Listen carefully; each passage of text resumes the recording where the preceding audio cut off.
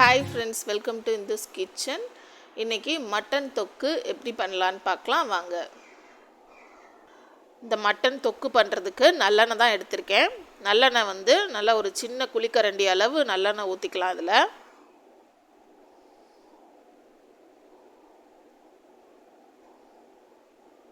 இப்போ எண்ணெய் சூடானோடனே இதில் வந்து பட்டை, அன்னாசிப்பூ, கிராம்பு, ஏலக்காய், கல்பாசி, சோம்பு இதெல்லாம் வந்து சேர்த்துக்கோங்க. எல்லா ஸ்பைசஸ்லேயும் கொஞ்சம் கொஞ்சம் சேர்த்துக்கிறேன். இது வந்து ரொம்ப சிம்பிளான ஒரு ரெசிபிங்க. இது யார் வேணாலும் ஈஸியாக நம்ம செஞ்சிடலாம்.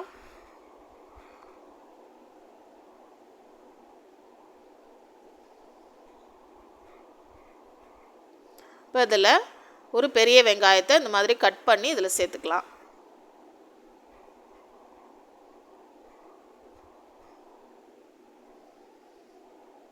ஏற்கனவே நம்ம சேனலில் நான்வெஜ் ரெசிபிஸ் நிறையா போட்டிருக்கேன், அதையும் பாருங்கள். மட்டன் ரெசிபிஸும் நிறையா போட்டிருக்கேன், அதையும் பாருங்கள்.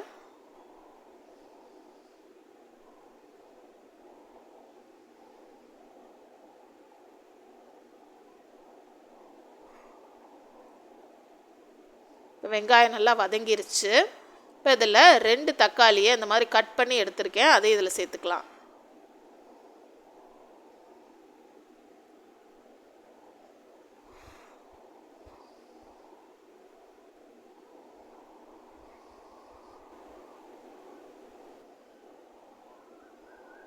இப்போ இந்த வெங்காயம் தக்காளி வதங்கிறதுக்கு நான் வந்து கொஞ்சமாக உப்பு சேர்த்துக்கிறேன்.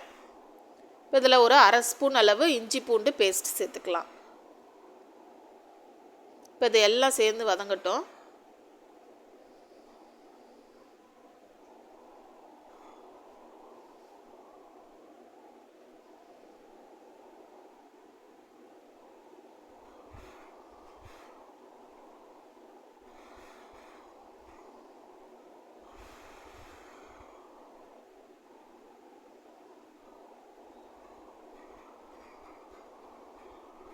பாருங்கள், இப்போ இது எல்லாமே ஓரளவு வதங்கிருச்சு. இப்போ நம்ம வேக வச்சுருந்த மட்டனை வந்து சேர்த்துக்கலாம். இந்த மட்டனை வந்து 6-7 விசில் விட்டு குக்கரில் வேக வச்சு எடுத்திருக்கேன். வெறும் மஞ்சத்தூள் மட்டும்தான் போட்டு வேக வச்சு எடுத்திருக்கேன். இதை வந்து அந்த வேக வச்ச தண்ணியோடு நம்ம சேர்த்துக்கலாம்.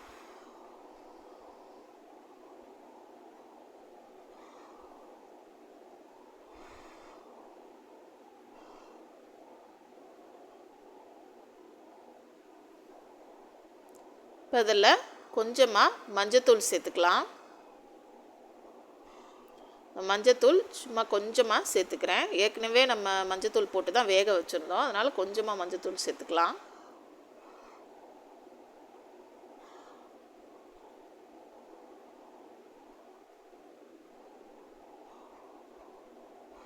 இப்போ இதில் 2 ஸ்பூன் அளவு மல்லித்தூள் சேர்த்துக்கலாம்.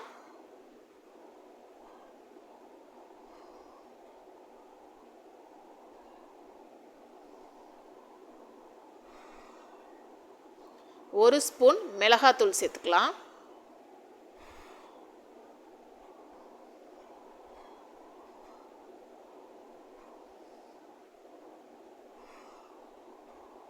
அரை ஸ்பூன் கரம் மசாலா சேர்த்துக்கலாம்.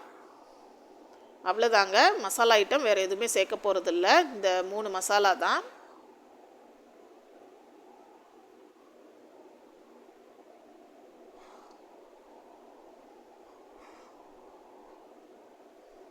இப்போ இதில் தேவையான அளவு உப்பு சேர்த்துக்கலாம்.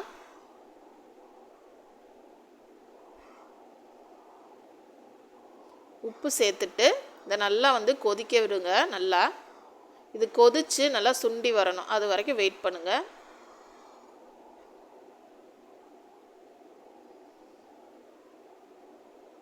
பாருங்கள், இது நல்லா சுண்டி வந்துருச்சு. இப்போ வந்து மல்லி இலை சேர்த்துக்கலாம். நம்ம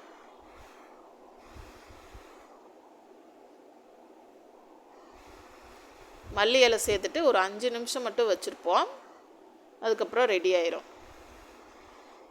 பாருங்கள், ரெடி ஆயிடுச்சு.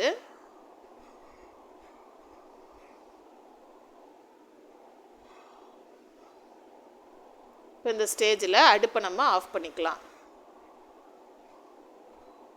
இந்த மட்டன் தொக்கு ரொம்ப டேஸ்ட்டாக இருக்குங்க. பிரியாணிக்கு நீங்கள் வெறும் சாதத்தோடு கூட நீங்கள் போட்டு சாப்பிட்லாம்.